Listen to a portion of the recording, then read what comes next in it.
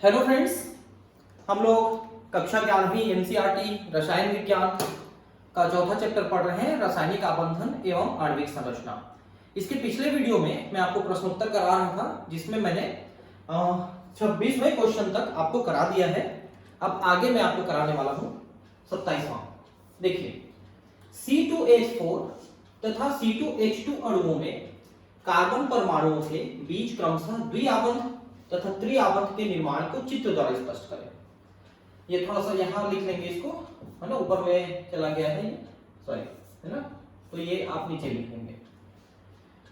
तो आपको पता है कि जहां पर कार्बन कार्बन का एकल बंध होता है वहां पर sp3 हाइब्रिडाइजेशन होता है, संकरण, और जहां पर द्विबंध होता है वहां पर sp2, और जहां पर ट्रिपल बॉन्ड होता है वहां पर sp हाइब्रिडाइजेशन होता है। यहां पर दो अणु दिए हैं, C2H4 यानी कि इथीन, और C2H2 में कार्बन परमाणु में द्वि और त्रिआबंध। तो यहां पर ये एल्कीन है, sp2 हाइब्रिडाइजेशन, और यहां पर ये एल्काइन है, sp हाइब्रिडाइजेशन। ठीक है, तो हाइब्रिडाइजेशन के द्वारा आप देख सकते हैं, जब ये sp2 हाइब्रिडाइजेशन करेगा तो 1, 2 और 3, ये तीन तो हाइब्रिड ऑर्बिटल बनेंगे, संकरित, और एक जो p ऑर्बिटल है वो असंकरित रह जाएगा, ये वाला असंकरित रहेगा। वैसे ही दूसरे कार्बन में भी सेम कंडीशन रहेगा, ठीक है, 3 संकरित और 1 असंकरित। तो यहां पर आप देखिए कि इस कार्बन का एक संकरित और इस कार्बन का एक संकरित दोनों मिलकर यहां पर सिग्मा बंध बना लिए हैं। बाकी दो संकरित जो हैं हाइड्रोजन से इधर, और इधर के भी दो संकरित हाइड्रोजन से बंध बना लिए। अब दोनों कार्बन के जो असंकरित हैं वो आपस में पाई बॉन्ड बनाते हैं, क्योंकि ध्यान रखिए कि संकरण में जो भाग लेते हैं वो केवल सिग्मा बंध बनाते हैं कार्बन में, और जो संकरण में भाग नहीं लेते हैं वो पाई बंध बनाते हैं। तो यहां पर चूंकि एक ही असंकरित कक्षक है, इसलिए एक पाई बंध यहां पर बन रहा है। और मैंने आपको बताया C2H2 यानी एल्काइन, इसमें sp हाइब्रिडाइजेशन है, तो यहां पर दो कक्षक बनेंगे। ये दो कक्षक sp हाइब्रिडाइजेशन इस कार्बन के और इस कार्बन के दो, और बाकी दो दो कक्षक, एक कक्षक ये और एक कक्षक ये, एक कक्षक ये, एक कक्षक ये दोनों आपके बन गए असंकरित कक्षक। ठीक है, अब देखिए कि यहां पर जैसा मैंने कहा संकरित संकरित कक्षक के बीच में एक बंध तो बन गया, ठीक है, और यहां पर दूसरा बंध हाइड्रोजन के साथ बना, और बाकी जो दो हैं असंकरित ये आपस में पाई बंध बनाते हैं। तो इस तरह से यहां पर एक सिग्मा एक पाई यानी कि दो बंध, यहां पर बीच वाला सिग्मा, ऊपर और नीचे वाले पाई, ये तीन बंध हैं। आपको मैंने sp3 sp2 sp hybridisation carbon का पिछले वीडियोस में बहुत अच्छे से बताया है, जहां पर हम संकरण पढ़ रहे थे। तो अगर आप उनको नहीं पढ़े हैं तो उनको पहले पढ़ लें, तो आपको ये वाला आसानी से समझ में आ जाएगा कि हम यहां पर किस तरह से बना रहे हैं। निम्नलिखित अणुओं में सिग्मा तथा पाई आबंधों की कुल संख्या कितनी है? C2H2 यानी कि एल्काइन हो गया ये, और C2H4 यानी एल्कीन हो गया। तो इसमें कार्बन कार्बन के बीच में 3 बंध बनेगा, यहां पर कार्बन कार्बन के बीच में 2 बंध बनेगा। तो जितने भी बंध बनते हैं उसमें से एक सिग्मा और बाकी पाई बंध रहते हैं। ठीक है, तो आप देख सकते हैं कि इसमें एक सिग्मा है, 2 पाई है, इसमें एक सिग्मा है, 1 पाई है। ठीक है, क्योंकि यहां पर ये sp2 और ये sp हाइब्रिडाइजेशन यानी कि संकरण करता है। अभी पिछला वाला क्वेश्चन भी यही था, कोई नया चीज नहीं है। ठीक है, तो पहले तो आप ये देखिए कि कार्बन कार्बन के बीच में इतने बॉन्ड बने हैं ना। अब कार्बन के साथ जो हाइड्रोजन जुड़ेंगे उनके साथ भी बंध बनेगा, तो जो हाइड्रोजन जुड़े हैं उनमें सिग्मा बॉन्ड बनता है हमेशा। तो यहां पर अगर आप कहेंगे तो एक सिग्मा बॉन्ड ये और 2 सिग्मा बॉन्ड हाइड्रोजन का बना हुआ है, तो कुल सिग्मा बॉन्ड 3 है, और पाई बॉन्ड तो 2 ही रहेंगे। वैसे दूसरे वाले में आप देखिए कि एक सिग्मा एक पाई बॉन्ड तो कार्बन के बीच में बना है sp2 हाइब्रिडाइजेशन के द्वारा, और एक एक सिग्मा इधर, एक एक सिग्मा इधर, मतलब 2 2 सिग्मा हो गए। तो 4 सिग्मा ये और एक 5 सिग्मा हो गए और एक पाई बंध हो गया। तो यहां पर विशेष ध्यान रखेंगे कि कार्बन कार्बन के बीच में जो सिग्मा बंध बन रहे हैं उनके अलावा हाइड्रोजन के साथ भी इनका सिग्मा बंध बन रहा है। तो इनको आपको विशेष तौर पे ध्यान रखना है। इसको अगर आप गलत कर दिए तो आपका उत्तर गलत हो जाएगा। ठीक है, नेक्स्ट, एक्स अक्ष को अंतरनाभिकीय अक्ष मानते हुए बताइए कि निम्नलिखित कौन से कक्षक सिग्मा आबंध नहीं बनाएंगे और क्यों। देखिए, आप हमेशा ध्यान रखिए कि एस के साथ हमेशा सिग्मा बंध बनता है, एस का पी के साथ भी सिग्मा बंध बनता है, पी के साथ सिग्मा और पाई दोनों बंध बन सकते हैं। अब यहां पर हम तुलना करेंगे। देखिए,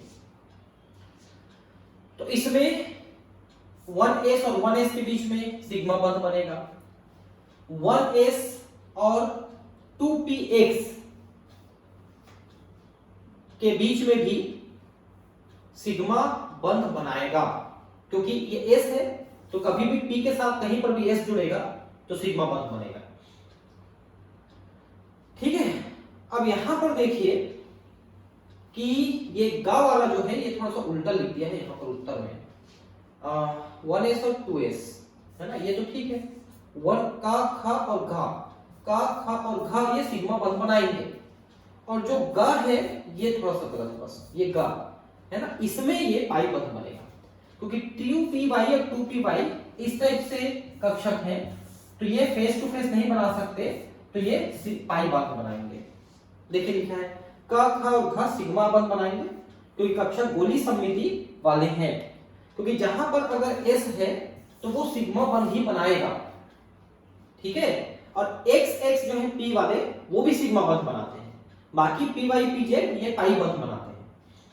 तो ये गा वाला जो इसमें 2py और 2py सिग्मा बंध नहीं बना सकते, क्योंकि ये ऑर्बिटल y अक्ष के अनुतकी होने के कारण से अक्षीय अतिव्यापन नहीं कर सकते, क्योंकि अक्षीय वाले इस टाइप से कर सकते हैं, इस टाइप वाले। ठीक है, लेकिन यहां पर चूंकि ये इस टाइप के हैं तो इस टाइप के हैं तो कैसे व्यापन करेंगे, ऐसे करेंगे तो ये पाई बंध बनेगा। ठीक है, पाई बंध बनेगा।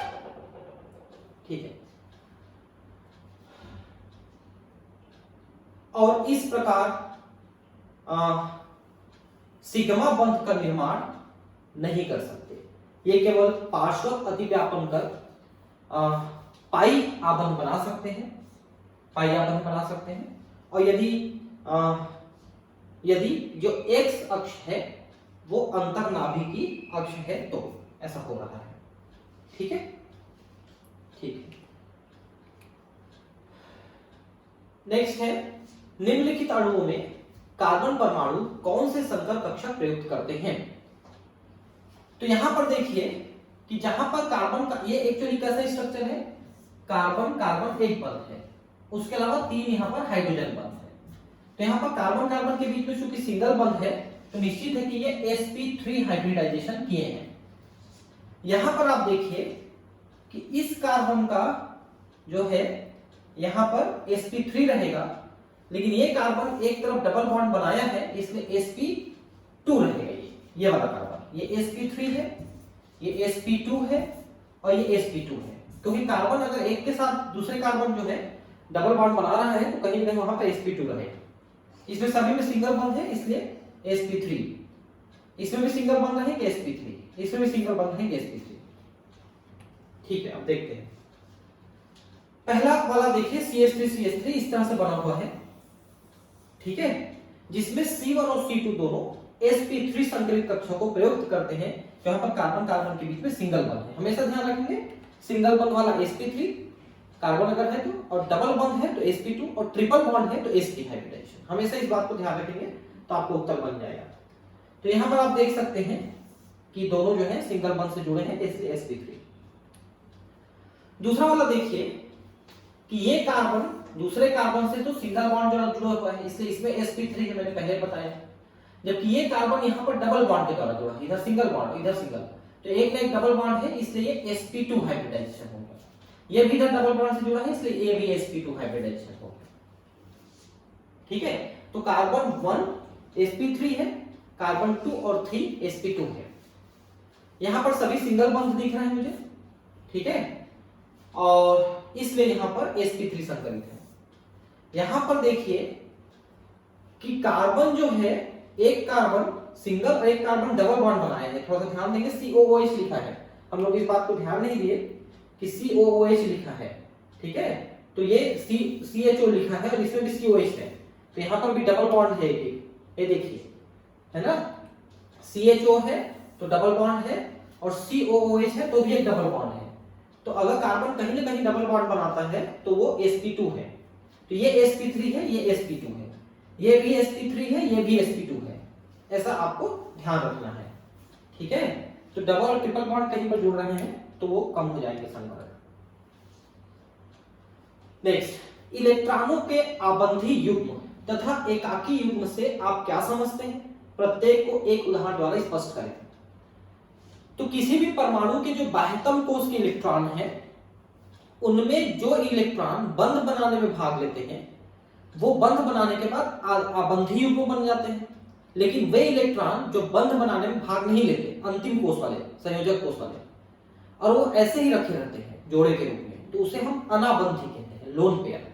और जो बंध बनाने में भाग लिए वो बॉन्ड पेयर हो गए, ठीक है। दो आबंधी सहसंयोजी परमाणुओं के बीच उपस्थित इलेक्ट्रॉन्स के सहभागी युग्म आबंधी युग्म कहलाते हैं।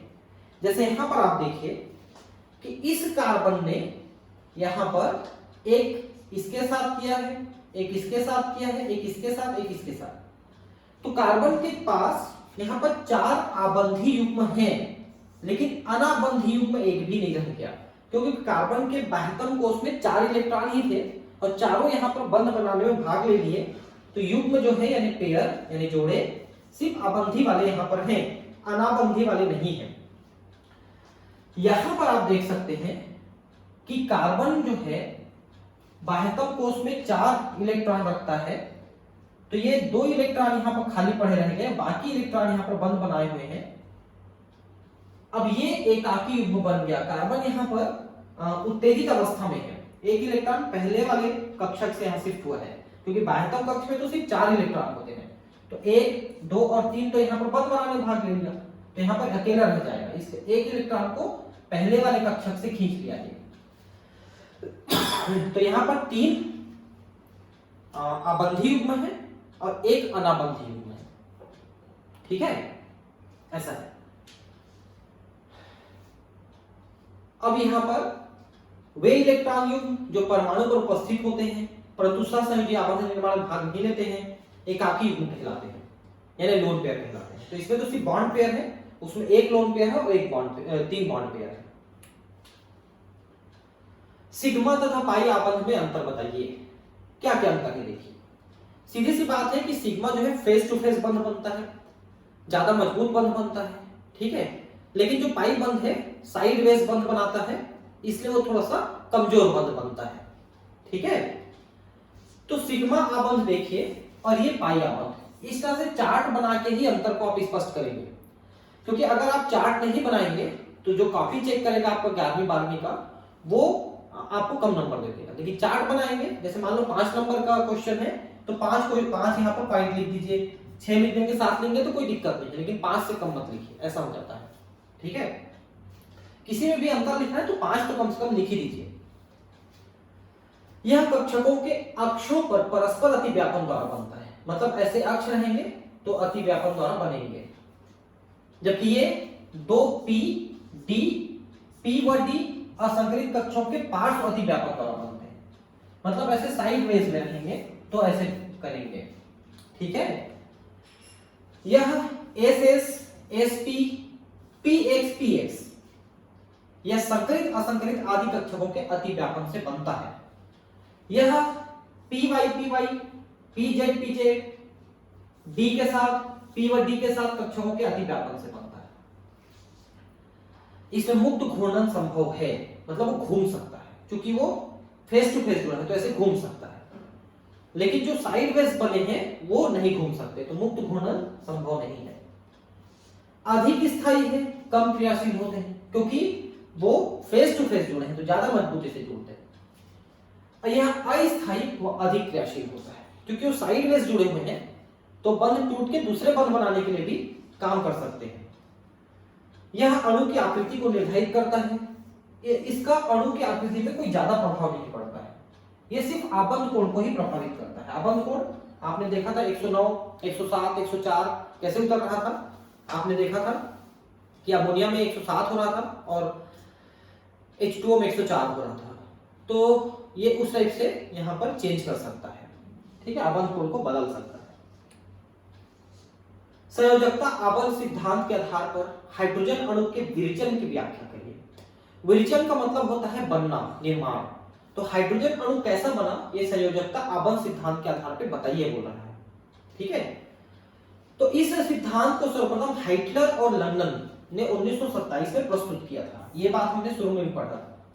और इस पे आगे विकास के लिए कार्य किया था पॉलिंग ने और अन्य वैज्ञानिकों ने। पॉलिंग का नाम वहां पर विद्युत निर्णय के लिए भी आता है, ठीक है। इस सिद्धांत का विवेचन परमाणु कक्षकों, तत्वों के इलेक्ट्रॉनिक विन्यासों, परमाणु कक्षकों के अति व्यापन और संकरण तथा विचरण है के लिए। विचरण मतलब भिन्नता और अध्यारोपण, सुपरपोजिशन के सिद्धांतों के ज्ञान पर आधारित है। तो इतने सारी चीजों को ये सुपरपोजिशन समझते हैं ना। अध्यारोपण क्या है, जैसे दो वेव जा रहे हैं और दोनों के स्ट्रिंग और गर्त एक जैसे हैं, तो ये आपस में जुड़ करके बड़ा हो जाते हैं, ये अति व्यापक है। और अगर मान उल्टा हो गया, एक का स्ट्रिंग दूसरे के गर्त के सामने पड़ रहा है, तो ये एक दूसरे को निरस्त कर देते हैं, ये अति व्यापक है। और वेरिएशन क्या है, मतलब जो मूल सिद्धांत है उनसे थोड़ा बहुत अलग अगर व्यवहार करते हैं कुछ अणु, तो वो विचरण है, अलग है। इस सिद्धांत के आधार पे हाइड्रोजन अणु के विरचन की व्याख्या निम्नवत की जा सकती है। तो दो हाइड्रोजन परमाणु हैं जो गैसीय अवस्था में हैं, इनके पास एक एक इलेक्ट्रॉन होते हैं, आपको पता है, उनका साझा करते हैं। हाइड्रोजन का अणु बनता है तो 433 किलो जूल पर मोल एनर्जी मुक्त होती है। दो हाइड्रोजन परमाणुओं के जुड़ने से काफी ऊर्जा मुक्त होती है। अब ये जो हाइड्रोजन बना हुआ है अणु, अगर इसका ऑक्सीजन के साथ क्रिया कराते हो तो इनका दहन हो जाता है और H2O बनता है, बहुत सारी और ऊर्जा निकलती है। आपको बता दें कि जो वायु प्रदूषण हमारे सामने है, ये अगले 20-25 सालों तक ही रहेगा, उसके बाद ये खत्म हो जाएगा। क्योंकि ये प्रदूषण कोयला, पेट्रोल, डीजल से हो रहा है और अगले 20-30 सालों में ये सब लगभग खत्म हो जाएंगे या बहुत महंगे हो जाएंगे। और तब तक जो गाड़ियां हैं, फैक्ट्रियां हैं, ये इनसे जो चल रही हैं, वो सब जो है हाइड्रोजन गैस से चलेंगे। 2 सिलेंडर में, एक में हाइड्रोजन, एक में ऑक्सीजन रखेंगे, उसको इंजन में डालेंगे, इंजन उससे चलेगा और बनेगा उसके बदले में पानी, वेपर, ठीक है, और वो उड़ जाएगा तो उससे पॉल्यूशन भी नहीं होगा, ठीक है। ये जो बैटरी वाली चलित गाड़ियां हैं ना, ये ज्यादा दिन की मेहमान नहीं है, ये सक्सेस नहीं है, क्योंकि बैटरी का बहुत ज्यादा खर्च है। हम लोग जब बनाएंगे तो हाइड्रोजन से चलने वाली जब गाड़ियां बना लेंगे और हाइड्रोजन गैस को पानी से मुक्त कराने की कोई सस्ती विधि खोजेंगे, क्योंकि गाड़ियां तो हैं, हाइड्रोजन से चलने वाली गाड़ियां, फैक्ट्रियां हैं, लेकिन हाइड्रोजन बनाने के लिए अभी हमको जल का विद्युत अपघटन करना पड़ता है, उसमें बहुत सारा विद्युत खप जा रहा है, यूज हो जा रहा है। तो हम कोई ऐसी विधि खोजने के प्रयास में है कि जल का विद्युत अपघटन आसानी से किया जा सके, उनमें से हाइड्रोजन, ऑक्सीजन अलग अलग निकाल सके और उससे फिर अपन गाड़ियां चलाएंगे। तो बस ये एक स्टेप बाकी रह गया है और इसमें कुछ देशों में काम काफी आगे बढ़ भी चुका है। तो अगले 20 सालों में, 25 सालों में, मतलब अभी 2020 चल रहा है, तो 2040, 2050 तक कम से कम ये खत्म हो जाएगा डीजल पेट्रोल का काम और सीधे सीधे ये गाड़ियां चलेंगी इस तरह से, ठीक है। और हर घर में जनरेटर रहेगा और बिजली खुद पैदा करके अपन यूज करेंगे। यह प्रदर्शित करता है कि हाइड्रोजन अणु की ऊर्जा हाइड्रोजन परमाणु की तुलना में कम है, क्योंकि दो परमाणु जब जुड़े हैं तो यहां पर हाइड्रोजन का अणु बना तो इतनी ऊर्जा निकल गई। इसका मतलब है कि उतनी ऊर्जा इसमें से कम हो गई। सामान्यतः जब कभी परमाणु संयोजित होकर अणु बनाते हैं तब ऊर्जा में अवश्य ही कमी आती है, जो स्थायित्व को बढ़ा देती है। अगर ये ऊर्जा मुक्त नहीं होगी किसी परमाणु के निर्माण में, तो फिर वो किसी अणु के निर्माण में, तो फिर वो अणु बनेगा ही नहीं और स्थायी ही नहीं बनेगा। मानो हाइड्रोजन के दो परमाणु A व B, जिनके नाभिक क्रमशः Na और Nb है। हम इनके नाभिक को बात कर रहे हैं, देखिए Na है और Nb है, ठीक है, Nb। तो नाभिक के अलावा इसमें इलेक्ट्रॉन भी है, एक ही पहले कक्षक में इलेक्ट्रॉन है, इसके भी पहले कक्षक में इलेक्ट्रॉन है, तो इसका इलेक्ट्रॉन इसके नाभिक से और इसके इलेक्ट्रॉन इसके नाभिक से आकर्षित होगा, ठीक है। लेकिन इलेक्ट्रॉन इलेक्ट्रॉन प्रतिकर्षित भी होंगे और नाभिक नाभिक भी प्रतिकर्षित होंगे। तो एक निश्चित दूरी में आकर के दोनों रुक जाएंगे, जहां पर दोनों के नाभिक एक दूसरे के इलेक्ट्रॉन को आकर्षित कर रहे हैं और बाकी प्रतिकर्षित हो रहे हैं, तो एक बैलेंस वाली जगह पे जाके रुक जाएंगे और वहां पर वो अणु बन जाएंगे। तो इनके नाभिक है NaNb और उनमें उपस्थित इलेक्ट्रॉनों को अपन Ea और Eb द्वारा दर्शाते हैं, ठीक है। एक दूसरे की ओर बढ़ते हैं। जब ये दो परमाणु एक दूसरे से अत्यधिक दूरी पर होते हैं तब उनके बीच में कोई अन्योन्य क्रिया या आकर्षण प्रतिकर्षण नहीं होती। जो जो दोनों परमाणु एक दूसरे के समीप आते हैं त्यों उनके बीच में आकर्षण प्रतिकर्षण बल उत्पन्न होते जाते हैं। अब आकर्षण बल दोनों में कहां कहां होगा? तो एक का नाभिक अपने इलेक्ट्रॉन को आकर्षित कर रहा है और दूसरे के इलेक्ट्रॉन को भी आकर्षित कर रहा है, वैसे दूसरा नाभिक अपने और दूसरे वाले के इलेक्ट्रॉन को आकर्षित करेगा। तो ये दोनों आकर्षण बल हैं। एक परमाणु के नाभिक तथा उसके इलेक्ट्रॉनों के बीच अपना अपना आकर्षण बल है। जैसे Na अपने इलेक्ट्रॉन को और Nb अपने इलेक्ट्रॉन को आकर्षित कर रहा है। इसके बाद जब दोनों पास आएंगे तब एक परमाणु के नाभिक और दूसरे परमाणु के इलेक्ट्रॉनों के बीच भी आकर्षण बल पैदा हो जाएगा। इसका नाभिक इसके इलेक्ट्रॉन को और इसका नाभिक इसके इलेक्ट्रॉन को आकर्षित करेंगे। तो एक तो अपने अपने इलेक्ट्रॉन को और सामने वाले के इलेक्ट्रॉन को नाभिक जो है आकर्षित कर रहा है, तो ये दो यहां पर आकर्षण बल विकसित हो गए। और प्रतिकर्षण बल क्या क्या होगा? नाभिक नाभिक के बीच में प्रतिकर्षण होगा और इलेक्ट्रॉन इलेक्ट्रॉन के बीच में प्रतिकर्षण होगा। दो परमाणुओं के इलेक्ट्रॉनों के बीच प्रतिकर्षण देखिए Ea Eb और दो परमाणुओं के नाभिकों के बीच प्रतिकर्षण NaNb। तो अब यहां पर देखिए कि दो परमाणु पास में आए, इनके ये नाभिक है, देखिए ये नाभिक है और ये इलेक्ट्रॉन है, ठीक है, ये इलेक्ट्रॉन है। तो अब आप देखिए कि ये नाभिक अपने इलेक्ट्रॉन को भी आकर्षित कर रहा है और दूसरे के इलेक्ट्रॉन को भी आकर्षित कर रहा है। ये नाभिक भी अपने इलेक्ट्रॉन को आकर्षित कर रहा है और दूसरे के इलेक्ट्रॉन को भी आकर्षित कर रहा है, लेकिन ये एक दूसरे को प्रतिकर्षित कर रहे हैं और ये भी एक दूसरे को प्रतिकर्षित करेंगे। तो एक ओवरऑल यहां पर आप देख सकते हैं, ये देखिए इलेक्ट्रॉन एक दूसरे को प्रतिकर्षित कर रहे हैं, नाभिक एक दूसरे को प्रतिकर्षित कर रहे हैं, लेकिन ये एक्चुअली आकर्षण बल और प्रतिकर्षण बल को दो अलग अलग चित्रों में दिखा दिया है। आकर्षण बल कौन कौन से हैं? ये इसको, ये इसको, ये इसको, ये इसको आकर्षित कर रहे हैं। प्रतिकर्षित कौन कौन से हैं? ये इसको प्रतिकर्षित कर रहे हैं, ये इसको प्रतिकर्षित कर रहे हैं। दो अलग अलग चित्रों में आपको बढ़िया से समझाया है। देखिए एनसीईआरटी बुक को हमेशा मैंने नमस्कार किया है। ये कम बताता है लेकिन उसमें सारी चीजें बताता है। आपको कम पढ़ के ज्यादा नॉलेज हो सकता है, बस आते कि आप समझ सकें बस। तो आकर्षण बल जितने भी हैं, दो आकर्षण बल दोनों परमाणुओं को एक दूसरे के पास लाते हैं, जबकि प्रतिकर्षण बल उन्हें दूर करने का प्रयास करते हैं। ये भी तो जहां पर आकर्षण आ रहा है और प्रतिकर्षण वापस भेज रहा है, तो दोनों एक निश्चित दूरी पे आके जुड़ जाएंगे बस। इससे ना तो पास आएंगे ना इससे दूर जाएंगे, क्योंकि अब आकर्षण प्रतिकर्षण बल यहां पर बैलेंस्ड फॉर्म में है। ऐसा है। प्रायोगिक तौर पे यहां पाया गया है कि नए आकर्षण बलों का मान नए प्रतिकर्षण बलों के मान से अधिक होता है। इसके परिणामस्वरूप दोनों परमाणु एक दूसरे के समीप आते हैं। आकर्षण ज्यादा हो रहा है प्रतिकर्षण की तुलना में, इसलिए ज्यादा पास में रहते हैं तथा उनकी स्थिति ऊर्जा कम हो जाती है, क्योंकि जब दोनों परमाणु पास आते हैं तो कुछ ऊर्जा निकल जाती है, इसलिए ऊर्जा उनमें कम होगी। अंततः ऐसी स्थिति आ जाती है कि नेट आकर्षण बल प्रतिकर्षण बल के बराबर हो जाता है। जब बहुत पास में जाते हैं तब दोनों बराबर होंगे और निकाय की ऊर्जा न्यून स्तर पर पहुंच जाती है। इस अवस्था में हाइड्रोजन के परमाणु आबंधित कहलाते हैं और एक स्थायी अणु बनाते हैं जिसकी आबद्ध लंबाई 74 पिकोमीटर है। ये जरा ध्यान रखेंगे आप, ठीक है। तो देख सकते हैं कि नाभिकीय दूरी, अंतर नाभिकीय दूरी, ठीक है। तो एक निश्चित दूरी पे 74 पिकोमीटर में जब ये है तो इसकी ऊर्जा मिनिमम है, क्योंकि अगर ज्यादा पास में ले आते हैं तो भी एक दूसरे को प्रतिकर्षित करेंगे और दूर ले जाते हैं तो भी इनकी ऊर्जा बढ़ेगी। तो एक निश्चित समय पर एक निश्चित दूरी पर ही इनकी ऊर्जा मिनिमम है और इसी में ये अपना बंध बनाएंगे।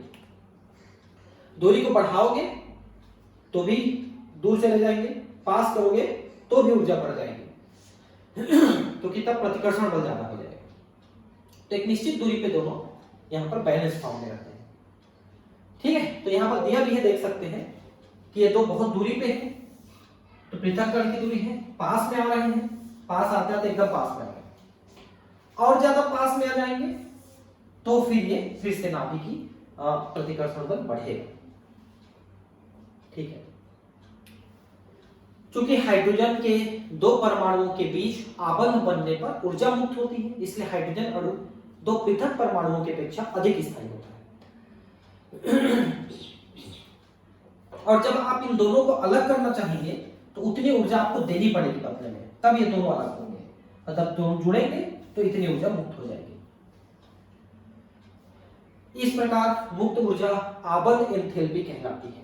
बंध बनने में जो ऊर्जा मुक्त हुई वो आबंध एंथैल्पी चित्र 9 में दिखाया गया पीछे। विलोमतः हाइड्रोजन के एक मोल अणुओं के वियोजन के लिए इतनी ऊर्जा की आवश्यकता होती है, इसे आबंध वियोजन ऊर्जा कहते हैं। जब दो जुड़ के आबंध बनाते हैं तो ऊर्जा निकलती है, उसे आबंध ऊर्जा कहते हैं। और उस आबंध को तोड़ने के लिए वियोजन मतलब तोड़ने के लिए जो वापस है उतनी ऊर्जा देनी पड़ेगी आपको, तो वो वियोजन ऊर्जा कहलाएगी। नेक्स्ट, परमाणु कक्षकों के रैखिक संयोग से आणविक कक्षक बनने के लिए आवश्यक शर्तों को लिखिए।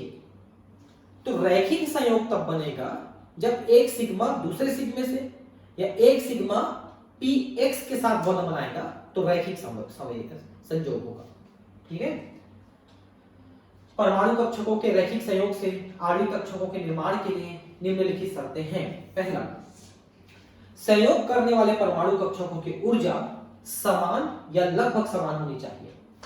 इसका तात्पर्य यह है कि एक 1s कक्षक दूसरे 1s कक्षक से और 2s कक्षक 2s कक्षक से, लेकिन 1s 2s के साथ नहीं कर सकता या 2s 3s के साथ नहीं कर सकता, क्योंकि दोनों की ऊर्जा में अधिक अंतर होता है, बहुत ज्यादा अंतर होता है। तो 1s 1s के साथ, 2s 2s के साथ, लेकिन 1s 2s के साथ नहीं करेगा। यह सत्य नहीं है यदि परमाणु भिन्न प्रकार के हैं। हाँ, अगर एक ही परमाणु है तब तो ये नहीं बनेगा, लेकिन अगर अलग अलग परमाणु है तो उसका 2s इसके 1s के साथ मिल सकता है, क्योंकि उपलब्ध जो संयोजकता कोष है उसके आधार पर ही करेंगे। तो अलग अलग परमाणु में संभव है, एक ही तरह के परमाणु में संभव नहीं है इस तरह से बंध बनना। संयोग करने वाले परमाणु कक्षकों की आणविक अक्ष के परितः समान सममिति होनी चाहिए। ठीक है, पर परिपाटी के अनुसार z अक्ष को आणविक अक्ष मानते हैं, परिपाटी में z अक्ष, लेकिन अगर आपको s अक्ष दे दिया x तो आप उसको करेंगे। यहाँ यह तथ्य महत्वपूर्ण है कि समान या लगभग समान ऊर्जा वाले परमाणु कक्षक केवल तभी संयोग करेंगे जब उनकी सममिति समान है, अन्यथा नहीं। तो एक सममिति में रहेंगे या इस तरह से रहेंगे तो बंध बनाएंगे। उदाहरण, 2p परमाणु के कक्षक दूसरे परमाणु के 2p कक्षक से संयोग करेगा, परंतु देखिए यहां पर एक बात ध्यान रखिए कि 2px जो है 2px के साथ करेगा, लेकिन 2py के साथ या 2pz के साथ नहीं करेगा। यहां पर थोड़ा सा कम लिखा है, मैं आपको बताता हूं। देखिए जैसे 2px जो है दूसरे के 2px के साथ करेगा, लेकिन वो 2py या 2pz के साथ नहीं करेगा। ये ऐसा लिखा हुआ है, तो ध्यान से समझेंगे। ये प्रिंट मिस्टेक बहुत है यहां से, जहां से मैं लेता हूं इसको। ठीक है, किसी वेबसाइट से ही मैंने लिया है, अब वो जैसा टाइप है वैसी है, क्योंकि ये पीडीएफ में है। तीसरा, संयोग करने वाले परमाणु कक्षकों को अधिकतम अतिव्यापन करना चाहिए। जितना ज्यादा पास में रहेंगे दोनों के इलेक्ट्रॉन क्लाउड एक दूसरे से मिक्स होंगे और जितना अधिक अतिव्यापन होगा आणविक कक्षकों के नाभिकों के बीच इलेक्ट्रॉन घनत्व उतना अधिक होगा, तो उतना ज्यादा इलेक्ट्रॉन पास में आएंगे और उतनी ज्यादा मजबूत बंध बनेगी। ठीक है, ये सब चीजें आपको समझाया। नेक्स्ट है आणविक कक्षक सिद्धांत के आधार पर समझाइए कि क्या लिखा है, ये कुछ गड़बड़ छप गया है। बेरिलियम 2 अणु का निर्माण संभव नहीं है, Be2 संभव नहीं है। ऐसा क्या? देखिए बेरिलियम का परमाणु क्रमांक 4 है, यानी कि इसके Be2 अगर बनाते हैं तो आणविक कक्षक में 8 इलेक्ट्रॉन हो जाएंगे। इसका आणविक विन्यास इस तरह से बनेगा। कैसे बनेगा? तो एक तो 1s², ठीक है, और 1s², ये बनेंगे सिग्मा में, और 2s² और 2s², ये भी सिग्मा में बनेंगे। अब अगर आबंध कोटि पढ़ोगे तो 2 - 2, यहां पर 2 इलेक्ट्रॉन, यहां पर 2 इलेक्ट्रॉन, ठीक है, ये 2 और ये 2, तो 2 - 2 का हाफ यानी 0। तो आबंध कोटि चूंकि 0 आ रहा है, तो आबंध कोटि 0 या माइनस में होता है तो अणु नहीं बनता है। आबंध कोटि कम से कम 1, 2 या 3 में से कोई होना चाहिए। अगर 1 है तो सिंगल बंध बनेगा, 2 है तो डबल, और 3 है तो ट्रिपल बंध बनेगा, तब वो अणु का निर्माण होगा। चूंकि आबंध कोटि 0 प्राप्त हो रही है, अतः Be2 का अस्तित्व नहीं होता है, ठीक है। तो ये Be2 है, ध्यान रखेंगे। इस अणु का अस्तित्व क्यों नहीं होता ये पूछ रहा है, ठीक। निम्नलिखित स्पीशीज के आपेक्षिक स्थायित्व की तुलना कीजिए तथा उनके चुंबकीय गुण इंगित कीजिए। देखिए O2 है, O2+ है और O2- है, तथा O2- जो है, देखिए O2 यहां पर देखिए O2 में 1 माइनस है, सुपर ऑक्साइड, और यहां पर O2 में 2 माइनस है, पेरोक्साइड। इन दोनों को ध्यान रखिए। और O2 1 माइनस है और O2 न्यूट्रल है, ठीक है। तब इनकी आबंध कोटि पढ़िए। O2 की आबंध कोटि 2 आ रही है, क्यों? क्योंकि 2 बंध बनाए हैं। अब यहां पर एक आपने इलेक्ट्रॉन निकाल दिया है एक ऑक्सीजन से, तो उसकी कमी की पूर्ति ये आबंध कोटि को बढ़ा के करते हैं, तो 2.5 आबंध कोटि हो जाएगा। और इसमें 1 इलेक्ट्रॉन एक्स्ट्रा ला दिए हैं तो आबंध कोटि कम हो जाएगा, आधा, तो ये 1.5 हो गया, और ये और कम हो जाएगा, 1 हो गया आबंध कोटि। क्योंकि जैसे जैसे आप इलेक्ट्रॉन जोड़ते हैं बंध की संख्या कम होती है। तो यहां पर बंध जो है, यहां पर 2 था तो यहां पर 1.5 और यहां पर 1 हो गया, क्योंकि इलेक्ट्रॉन आपने लिया। लेकिन अगर इलेक्ट्रॉन दे देते हैं तो बंध आपको बढ़ाना पड़ता है। तो आबंध कोटि आप पहले देख लीजिए। अब स्थायित्व देखिए, जिसकी आबंध कोटि सबसे ज्यादा रहेगी वो सबसे ज्यादा स्थायी है। तो इसकी सबसे ज्यादा है, फिर उससे कम ये है, फिर उससे कम ये है, फिर उससे कम ये है। तो इसके आधार पर स्थायित्व भी आप देख सकते हैं, पूरा वैसे स्थायित्व दिया है, कम होते होते गया है। अब देखिए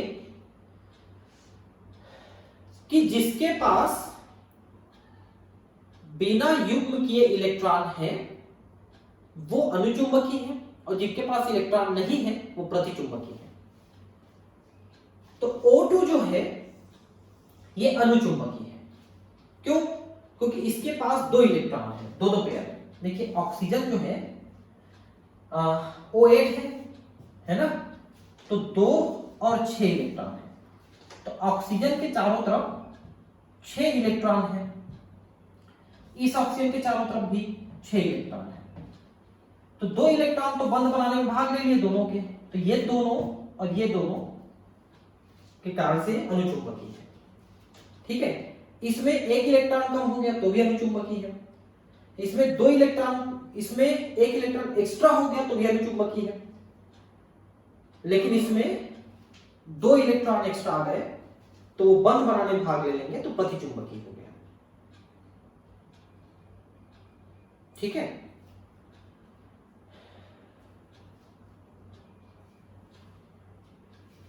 ठीक, कक्षकों के निरूपण में उपयुक्त धन तथा ऋण चिन्हों का क्या महत्व है? धन और ऋण चिन्ह, देखिए जहां पर जब संयोजित होने वाले परमाणु कक्षकों की पालियों के चिन्ह समान अर्थात धन धन या ऋण ऋण होते हैं, तब आबंधी आणविक कक्षक बनते हैं। दोनों के धन धन या दोनों के ऋण ऋण जुड़ने चाहिए। अगर एक का धन एक का ऋण जुड़ जाएंगे तो फिर आणविक कक्षक नहीं बनेंगे। ये देखिए असमान हो जाने पर, धन या ऋण हो जाने पर प्रति आबंधी आणविक कक्षक बनते हैं, और इसमें इलेक्ट्रॉन नहीं होते और इसकी ऊर्जा ज्यादा होती है। आपने आबंधी और प्रति आबंधी पहले के क्लासेस में बहुत अच्छे से पढ़े हैं। PCl5 अणु में संकरण का वर्णन करें। अक्षीय आबंध विश्वतीय आबंधों की अपेक्षा अधिक लंबे क्यों होते हैं? ठीक है, PCl5 अणु में sp3d संकरण है। इसको आप फास्फोरस के Z-15 से आप तुलना कर सकते हैं, ठीक है। तो 1Ac2 2Ac2 2p6 3Ac2 3p3 है। देखिए 2 2 4 6 4 10 2 12 3 15, ठीक है। यहां पर दिया है, ये देखिए फास्फोरस की तलस्थ अवस्था देखिए, इसमें आपका 3s² और 3p3 मैंने अभी लिखा भी था, देखिए ये तलस्थ अवस्था है। अब इसका एक इलेक्ट्रॉन डी कक्षक में चला गया, ये देखिए डी कक्षक में चला गया, तो यहां पर एक D और 3p और एक S है, तो sp3d संकरण यहां पर हो रहा है। अब इनके सभी पांचों के साथ एक एक क्लोराइड जुड़ गए, एक क्लोरीन जुड़ गए, ठीक है। इस प्रकार 5 कक्षक एक S 3p तथा D कक्षक संकरण के उपलब्ध होते हैं और sp3d संकर कक्षक 5 प्राप्त होते हैं, जो त्रिकोणीय द्विपिरामिड के 5 कोनों की ओर उन्मुख होते हैं, जैसा कि चित्र में दिखाया गया है। ये देखिए चित्र में इसको स्पष्ट दिखा दिया है, त्रिकोणीय द्विपिरामिड होती है।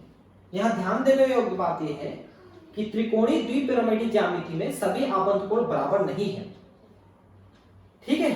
तो इसमें 120 और 90 के 2 कोण पाए जाते हैं। PCl5 में फास्फोरस के 5 sp3 संकरण कक्षक क्लोरीन परमाणु के अर्धपूरित कक्षकों में से अतिव्यापन द्वारा 5 PCl5 सिग्मा बंध बनाते हैं। इनमें से 3, ये देखिए 3 के बीच में 120 डिग्री का कोण बनता है और 2 के बीच में 90 डिग्री का कोण बनता है।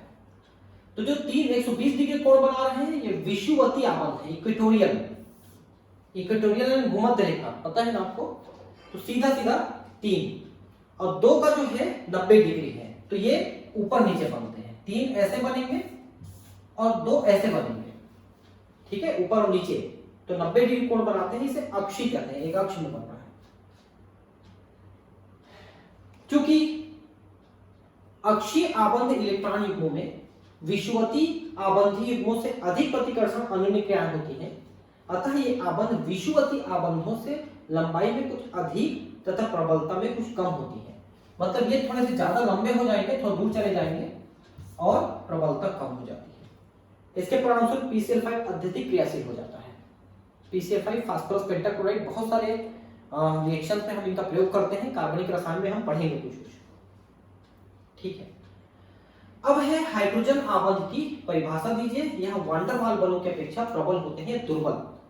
तो पहली बात की ये वान डेर वाल की तुलना में थोड़ा सा दुर्बल ही होता है हाइड्रोजन बंध, ठीक है। सबसे दुर्बल बंध यही है हाइड्रोजन बंध। और जहां पर 2 विद्युत ऋणात्मक तत्व आपस में अंतर के साथ जुड़ते हैं हाइड्रोजन के साथ फ्लोरीन नाइट्रोजन या ऑक्सीजन, तब ये हाइड्रोजन बंध बनते हैं। तो हाइड्रोजन बंध के बारे में काफी कुछ लेक्चर में मैंने बताया है, वीडियो में आप देख लेंगे। हाइड्रोजन आबंध को उस आकर्षण बल के रूप में परिभाषित किया जा सकता है जो एक अणु के हाइड्रोजन परमाणु को दूसरे अणु के विद्युत ऋणात्मक परमाणु फ्लोरीन ऑक्सीजन नाइट्रोजन से बांधता है। यह वान डेर वाल बलों की अपेक्षा दुर्बल होती है। अब बात यह है कि ये क्वेश्चन आपके कितने नंबर का आएगा। अगर ये इतने 1-2 नंबर का है तब तो आप इतना लिख दीजिए, ज्यादा का है तो आपको थोड़ा डिस्क्राइब करना पड़ेगा, जैसा मैंने हाइड्रोजन बंध बनाते समय बताया था। अब लास्ट क्वेश्चन हम देखते हैं, आबंध कोटि से आप क्या समझते हैं, इनमें कितने कोटि के बंध हैं, ठीक है। तो इसमें तो 3 कोटि है, 3 बंध है, इसमें 2 कोटि है, 2 बंध है, ठीक है। किसी अणु आयन में 2 परमाणु के बीच आबंध की संख्या को आबंध कोटि कहते हैं। गणितीय रूप में यहाँ आबंधी तथा अनाबंधी कक्षकों में इलेक्ट्रॉनों की संख्या में अंतर के आधे के बराबर होती है। अर्थात आबंध कोटि जो है बॉन्डेड और एंटी बॉन्डेड में जो नंबर है इलेक्ट्रॉनों की, उनकी संख्या के हिसाब से। तो यहां पर आप देख सकते हैं नाइट्रोजन में जो अणु है उसमें कैसा इलेक्ट्रॉनिक विन्यास है। तो यहां पर आप देख सकते हैं ये बंधी है, ये बंधी है, ठीक है, और ये बंधी है, ये और ये बंधी है। तो टोटल है कि 2 4 6 8 10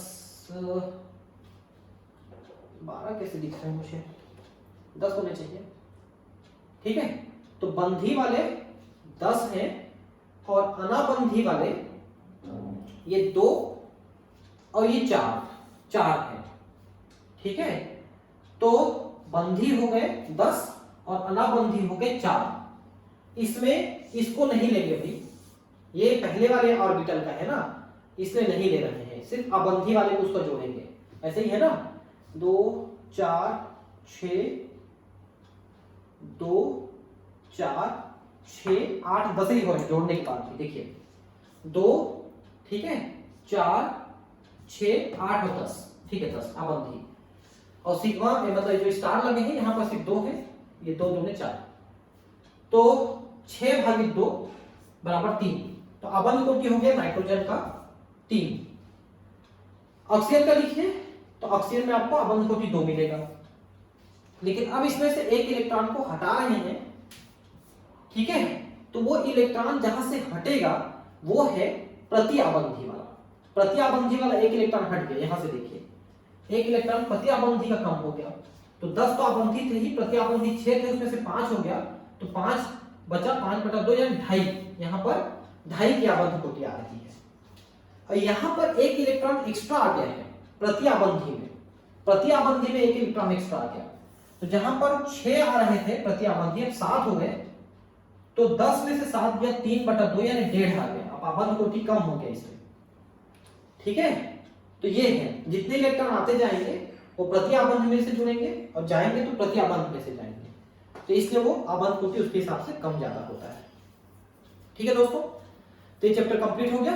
अगले चैप्टर लेकर के हम नेक्स्ट वीडियो में मिलेंगे। Thank you, bye.